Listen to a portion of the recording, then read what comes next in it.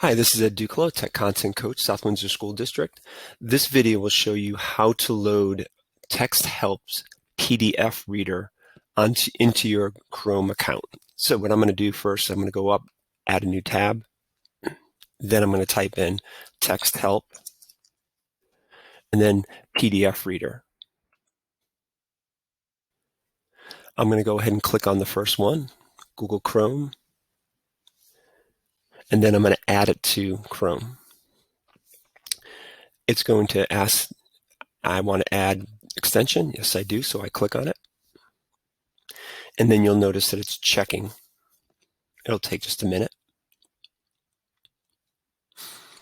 And then it gives me a little note once it's loaded it up into my extensions right here. And you can see PDF, and that's the icon sitting right there.